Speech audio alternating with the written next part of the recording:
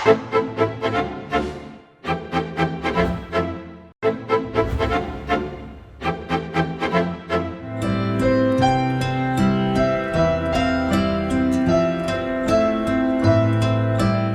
homem possui em si a força de progredir, ou o progresso não é senão o produto de um ensinamento? O progresso, sendo uma condição da natureza humana, não está ao alcance de ninguém a ele se opor. É uma força viva que as más leis podem retardar, mas não sufocar. Quando essas leis se lhe tornam incompatíveis, ele as afasta com todos aqueles que tentam mantê-las, e assim o será até que o homem tenha colocado suas leis em conformidade com a justiça divina, que quer o bem para todos, e não leis feitas para o forte em prejuízo do fraco. Os planetas, os mundos, como as pessoas, evoluem num processo permanente e constante de aperfeiçoamento. O ser humano, ao longo de sua história, tem encontrado momentos em que a humanidade sofre grandes transformações no plano social, no plano econômico, no plano moral. A humanidade avança constantemente, mas há momentos em que a gente encontra como que grandes saltos nesse processo evolutivo. Esses momentos em que espíritos melhores parecem substituir almas equivocadas. É muito comum a gente encontrar hoje pessoas que realmente dizem, olha, nós vivemos uma nova era da humanidade. Como há 30 anos pessoas falavam, como há 50, como há 100, há 200. Isso me parece uma característica bem natural de uma sociedade de pessoas, indivíduos que estão a todo momento progredindo. Se nós compararmos a mentalidade da humanidade de 300 anos para cá, nós vamos perceber o quanto se muda a cada dia. Por isso a nova era nos aguarda como pessoas renovadas. Kardec, na obra admirável Evangelho segundo o Espiritismo, no capítulo Há Muitas Moradas na Casa do Meu Pai, vai apresentar a classificação dos diversos mundos que habitam o universo. Uma classificação proposta na mensagem brilhante do Espírito Santo Agostinho. Ali ele vai apresentar os mundos primitivos, os mundos de provas e expiações, o mundo de regeneração e os chamados mundos felizes. Então Kardec classifica os mundos em 4 grandes categorias. Kardec é muito claro em A Gênese, no capítulo 18. Os tempos são chegados. Ele analisa, então, o início da fase final do velho mundo. Lá ele vai dizer que essa transformação ou essa transição planetária, em que a Terra sai de um mundo de provas e expiações e irá para um mundo de regeneração, é uma transição que já está ocorrendo. O espírito do Dr. Barry vai dizer que essa transição já começou bem antes da época kardeciana. Já quase 100 anos antes, o planeta entra numa fase de transformação e que até hoje estamos vivendo. E que esse processo de transição prosseguirá por tempo que ainda não sabemos, em que uma humanidade melhor substitui uma humanidade pior. Estamos ouvindo há muito tempo que os tempos são chegados e que é hora de transformação. Mas essa transformação pode demorar séculos, porque depende muito também do comportamento humano. Essa ideia, ela vem através dos tempos. Em tempos muito recuados, já se falava que haveria uma época em que as coisas iriam mudar substancialmente aqui no nosso planeta. E isso vem vindo através de profecias as mais diversas, como todo mundo sabe. Entretanto, hoje que nós estamos vivendo esse momento, a doutrina espírita, por excelência, aclara como será essa transição planetária. É uma mudança do estado atual do planeta para um novo estágio. E como o sistema do universo é progressista, então é uma mudança para melhor. A grande promessa cristã, nas bem-aventuranças, é que os mansos e os pacíficos herdarão a terra. É curioso até esse ensinamento, porque normalmente o cristianismo é tido como alguma coisa que promete um mundo distante. Não, também se promete a terra, uma terra melhor. Mas essa terra melhor não vem com cataclismos, não vem com eventos com hora marcada, não se pode estabelecer uma data. Isso é todo um processo que já está em andamento. Olha, o termo transição planetária significaria que o nosso planeta deixasse de ser mundo de provas e de expiações e passasse a uma situação que seria de mundo de regeneração. Esse fato, mas vai demorar muito ainda para acontecer. Nós não podemos sonhar e nem fantasiar. É preciso trabalhar para que isso aconteça. Nós ficamos numa espera de algo que venha de fora, como se o mundo mudasse sem que nós mudássemos. Só realmente uma educação espiritual mais consentânea com a nossa realidade é que pode proporcionar isto. E o momento, por enquanto, é um momento ainda de reflexões sobre a dor, sobre o sofrimento, sobre a solidão em que vive o homem, e nós precisamos resolver esse problema. Na verdade, a grande mudança planetária, segundo Kardec em A Gênesis, capítulo 18, não é a mudança física, é a mudança espiritual, a mudança de ideia, de conceito. Daí, quando Jesus diz pai contra filho, não significa que o filho vai brigar com o pai, mas o pai pode ter ideias diferentes do filho e vice-versa. Por quê? A humanidade urge ou sonha com um planeta de paz, de harmonia. Nunca se ouviu falar tanto em movimentos a favor da vida, da paz, a favor de que ninguém abrevie a vida de quem quer que seja, e o não matarás, que está lá no Êxodo 20, nunca esteve tão atual. Não matarás qualquer ser humano. No entanto, essa violência aí tão evidente também é um sinal do estado febril de mudança em que se encontra o planeta. Então hoje nós temos um número muito maior de pessoas preocupadas com o planeta, preocupadas com os animais, né? Vamos dizer, preocupado com as outras pessoas. Nós vamos sentindo que tudo isso é para preparar um mundo melhor. Então, nesse embate de ideias e de correntes, é necessário, obviamente, um período que nós chamamos de transição, para que essas ideias novas, mais humanas, mais de um homem mais espiritualizado, possam prevalecer sobre aqueles comportamentos ditos não mais adequados, não mais desejados. Então, Kardec preferia identificar esse processo de transição, as suas evidências, nos movimentos sociais e não nas agitações naturais. Nós temos, às vezes, por aí certa tendência de juntar uma coisa com a outra de uma maneira imprópria. Claro que a doutrina esclarece que existem, eventualmente, flagelos destruidores que têm a função de ativar as idas e vindas espiritualmente falando. E que determinados povos acabam evoluindo mais rapidamente mediante essas situações. Mas nós não podemos fazer disso também um libelo de uma destruição total do planeta. É complicado porque isso não está dito pela doutrina espírita. E haveremos de perceber mudanças em todos os níveis da nossa convivência individual e planetária. Haverá, portanto, a miséria de ceder e ser erradicada da Terra para uma posição de dignidade do homem que deverá dispor dos seus mínimos necessários para a sua sobrevivência. O ter vai diminuir de status e o ser terá o seu foco de maior abrangência. Então a transição se dá de uma forma insensível, nós não vemos como isso acontece de uma forma palpável. São valores morais, intelectuais, culturais e que estão em pleno andamento e hão de se estender por mais algum tempo, ao que tudo indica. Portanto, a transição, ela realmente já está acontecendo. A Terra, que é um mundo de provas e expiações, vai passar para um mundo de regeneração. Mas isso depende da humanidade que habita o planeta. Estamos fazendo uma transição do egoísmo para a caridade, do orgulho para o auto-amor e para o amor ao outro. É um momento ciclópico, onde os benefícios acumulados pela humanidade serão socialmente e melhormente repartidos. A tecnologia, os transportes, a habitação e a alimentação, a fome que mata tantas pessoas, elas naturalmente cederão de tom e o ser humano deverá ser mais feliz, mais solidário, mais fraterno e mais amoroso.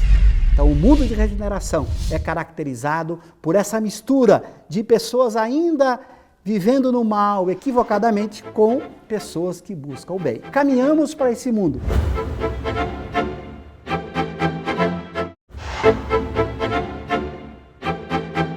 Quando nós observamos a humanidade hoje, e comparamos do ponto de vista histórico com a humanidade de há 100 anos, a gente se surpreende. Há 100 anos, homens eram escravos de homens. Nós fazíamos com outras raças aquilo que bem desejávamos. Tratávamos homens como objetos. Hoje, não fazemos mais, pelo menos do ponto de vista jurídico, do ponto de vista explícito da legislação social.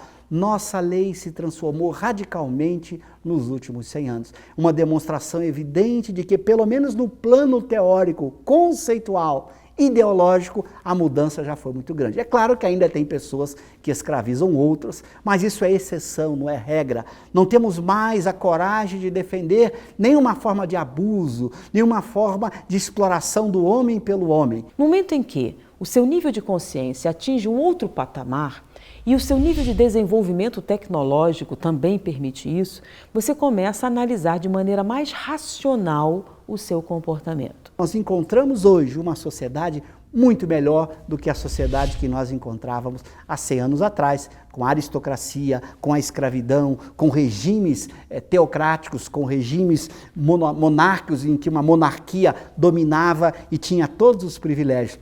Hoje nós encontramos uma sociedade mais democrática que caminha numa direção de muito mais igualdade para todos, de muito mais justiça social. Diante disso, você começa a verificar que determinados comportamentos não são produtivos. E você começa a abandoná-los. Por quê? Porque o seu desenvolvimento tecnológico, social, etc., vai promover esse tipo de análise. Aí você sai de expiação e provas para um mundo de regeneração. Quando se fala em mundo de regeneração, muitas pessoas ficam preocupadas com a questão: será que eu vou para esse mundo de regeneração? Quando isso vai acontecer? O mundo de regeneração, ao contrário de que algumas pessoas podem pensar, não é um mundo perfeito. Há uma espécie de expectativa, de ansiedade de que seja um mundo perfeito, equânime. Não. O próprio Allan Kardec bem esclarece os espíritos, sobretudo no capítulo 3º do Evangelho segundo o Espiritismo, o mundo de regeneração tem por sua característica principal uma acerbidade menor das expiações. Então veja, existem ainda até mesmo expiações. Então o mundo de regeneração é caracterizado por essa mistura de pessoas ainda vivendo no mal, equivocadamente, com pessoas que buscam o bem. Caminhamos para esse mundo. Deixaremos um dia o mundo de provas e expiações quando os bons resolverem tomar as rédeas, como está em O Livro dos Espíritos, na pergunta 932. O dia que os bons o quiserem, eles preponderarão. Eles serão capazes de mudar esse mundo, fazendo com que a maioria do planeta possa ser formada de pessoas boas. Quando isso acontecer, nós teremos um mundo de regeneração. Teoricamente, uma sociedade no mundo de regeneração, nós teríamos o quê? O equilíbrio entre o chamado bem e o mal, por exemplo, atitudes destrutivas e atitudes construtivas. Passada essa fase, quando você já controla os seus impulsos, quando o que dirige você são as suas decisões de natureza racional, você entra no mundo feliz. Por quê? Porque o predomínio das ações construtivas é grande sobre as destrutivas. Quando irá acontecer? Depende do trabalho de cada um de nós. Isso não é um processo que venha de fora para dentro, é um processo que vem na transformação que nós mesmos possamos fazer em cada um de nós. Nós temos o livre-arbítrio de avançarmos rápido em direção ao mundo de regeneração ou de permanecermos ainda por tanto tempo no mundo de provas e expiações. Este é um compromisso de cada um. Construir dentro de si um mundo melhor, para que esse mundo melhor se reflita numa humanidade melhor. Nós teremos na Terra, portanto, momentos singulares, onde o bem, o bom e o belo, eles serão mais enaltecidos, substituindo a fealdade da corrupção, as maracutaias, as atitudes daqueles que tentam, com a astúcia, levar a melhor para si mesmos, no mecanismo de egoísmo, em detrimento da coletividade. O mundo de regeneração é o mundo que eu construí, o mundo que eu construo dentro de mim, a partir do meu esforço em vencer as minhas emoções ruins. Quais são as características do mundo de regeneração? Pensar diferente. dar a você a possibilidade de ver em tudo um grande aprendizado e de entender a sua participação como modificador de tudo isso. Essa nova fase, esse novo ciclo, é um ciclo de maior harmonia entre as pessoas.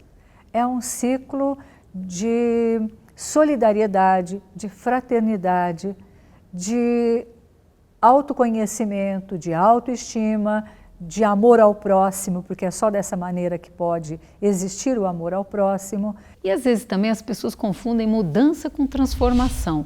Mudar é quando eu pego uma cadeira e mudo ela de lugar, a cadeira é a mesma. Transformação é quando eu olho a lagarta se transformando numa borboleta. É diferente, mudar de transformar. Então é importante eu observar o quanto eu me transformei ou só mudei de lugar as coisas. Os Allan Kardec várias vezes nos estimulam não a pensar num mundo de regeneração, que é muito pouco, mas a pensarmos muito mais além. A proposta espírita não é que o espírito saia de um mundo de provas e expiações e vá para o mundo de regeneração, como se a proposta espírita fosse viver num planeta corporal. Não é essa a proposta. Kardec nos convida a dominarmos as nossas emoções ruins, a eliminarmos os nossos defeitos para nos transformarmos em bons espíritos, que na escala espírita são aqueles espíritos que não cultivam nenhuma emoção ruim. Esse é o nosso ideal, de nos transformarmos em espíritos bons. E espíritos bons não habitam mundo de regeneração, mas mundo feliz. Acho que o ano novo poderia ser essa oportunidade de trabalhar, de querer e de se esforçar, não só no ano novo, mas no decorrer da vida, de se tornar uma pessoa melhor.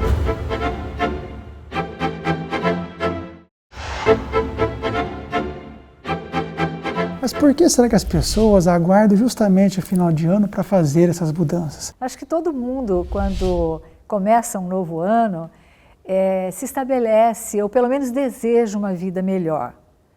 E passou o início do ano, a pessoa gradativamente vai esquecendo desses propósitos. Cabe sempre nós fazermos uma regrinha muito simples.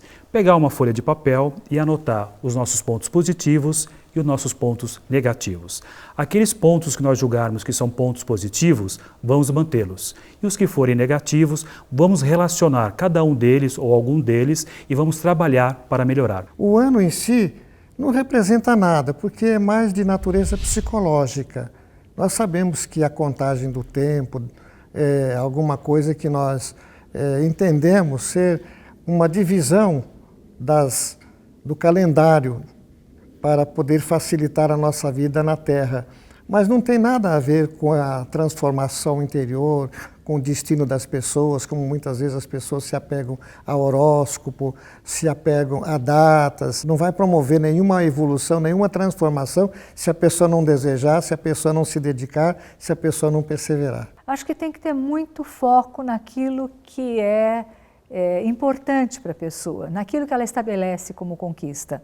Normalmente as pessoas querem um trabalho melhor, é justo, querem uma casa melhor, é justo, mas as pessoas poderiam estabelecer objetivos de se tornarem pessoas melhores, de se tornarem pessoas mais empáticas, mais fraternas e de serem uma grande contribuição ao mundo em que vivem. Como é a minha prática no dia a dia para estar em sintonia com essa transição?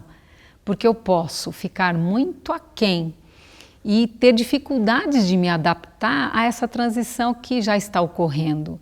E todos nós somos convidados nesse momento a entrar nessa sintonia que nos leva a viver com mais amor, com mais justiça, com mais igualdade, com mais fraternidade. A base de tudo é o autoconhecimento. Então, se eu tenho que mudar alguma coisa, eu tenho que saber o que eu vou mudar. A humanidade será realmente regenerada quando cada um puder salvar a si próprio. Hoje nós ainda somos bastante dependentes, não é? Seja de terceiros, seja de Deus, porque nós somos frágeis. Toda mudança tem que primeiro ser feita no nosso mundo interior. Temos que mudar nossos sentimentos para melhor, enfrentarmos as nossas paixões ruins para podermos criar uma sociedade cada vez melhor. Estamos avançando. O homem de hoje não é o mesmo homem de 100 anos atrás. Acho que o ano novo poderia ser essa oportunidade de trabalhar, de querer e de se esforçar, não só no ano novo, mas no decorrer da vida, de se tornar uma pessoa melhor. Acho que se a gente soubesse que tem a capacidade de impactar o mundo de uma maneira positiva ou negativa, se nós nos dessemos a devida importância, eu acho que nós poderíamos fazer um grande bem no sentido de nos transformarmos e sermos agentes do crescimento do nosso planeta. Quando nós traçamos essas mudanças, o que nós estamos buscando é ser aquilo, ser algo que ainda nós não somos, mas gostaríamos muito de ser. Seja do ponto de vista afetivo, seja no trabalho, seja no dia a dia. Enfim, nós estamos idealizando aquilo que nós gostaríamos de ser. Esse me parece o ponto principal. Como atingir essas mudanças? Buscando as forças necessárias, buscando a reflexão e jamais esquecendo de uma ferramenta importantíssima nesse sentido, que é a prece. Buscar ali, quando nós fazemos reflexão, para conosco mesmo e, acima de tudo, buscando essa ligação consistente, verdadeira com o Criador, pedindo as condições para que a gente ache os melhores caminhos, novamente, para ser aquilo que nós queremos ser.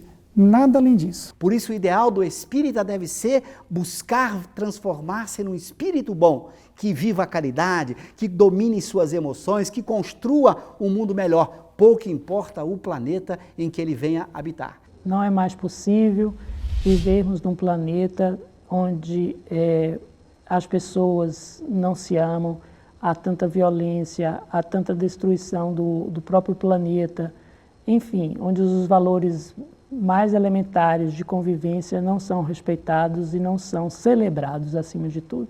Essa mudança é de padrão vibratório. Preciso sempre enfatizar isso. Mudar o padrão vibratório de cada vez maior número de pessoas. Nós vimos há pouco tempo o Papa Francisco pedindo que as pessoas fizessem uma vigília para que não haja guerra com a Síria. Então, nesse caso, se unirmos todas as pessoas, os bilhões que são espiritualistas, que são católicos, que são voltados para a doutrina espírita, se nós todos estivermos vibrando num diapasão mais alto, num nível mais alto vibratório, é claro que isso vai interferir muito, vai ajudar para que não haja uma guerra. Nós temos que hoje lutar pela paz, lutar com essas armas que são aquelas que as almas utilizam no seu processo de crescimento. Aí sim, vamos orar, vamos irradiar bons pensamentos, cada um de nós contribuindo, se tornando uma pessoa melhor e participando com aquilo que Jesus prometeu. Aqueles que estiverem na Judéia, que é a região espiritual, subam para os montes da compreensão maior, do amor, para que a humanidade realmente possa melhorar. Amemos indistintamente e apliquemos na prática aquilo que a doutrina espírita nos tem ensinado através de seus postulados. O maior compromisso do espírita é verdadeiramente buscar ser espírita. Allan Kardec dá uma definição muito importante que caracteriza muito bem esse nosso compromisso. Diz ele que se reconhece o verdadeiro espírita pela sua transformação moral e pelos esforços que ele emprega para domar as suas más inclinações. Aí está o nosso grande compromisso de transformação moral, porque só mudaremos de mundo se mudarmos a nós mesmos, se deixarmos aquele homem velho, presos aos maus hábitos, aos vícios do passado, para vivermos um homem novo, com compromisso de transformação interior, para que ele possa realizar uma transformação na sociedade em que ele vive. Ser espírita significa viver esse ideal proposto pelo Cristo, de um homem digno, de um homem nobre, que busca cumprir os mandamentos de Deus, que busca viver a caridade no seu dia a dia. Esse é o nosso maior compromisso. Esse deve ser o nosso grande ideal para esse mundo de transição, para esse mundo de regeneração. Buscarmos a nossa própria regeneração, nos transformando em homens cada dia melhor. Esse é o grande compromisso do espírita. Ser espírita todos os dias de sua vida. Nas comoções sociais, o homem quase nunca percebe senão a desordem e a confusão momentâneas, que o ferem nos seus interesses materiais.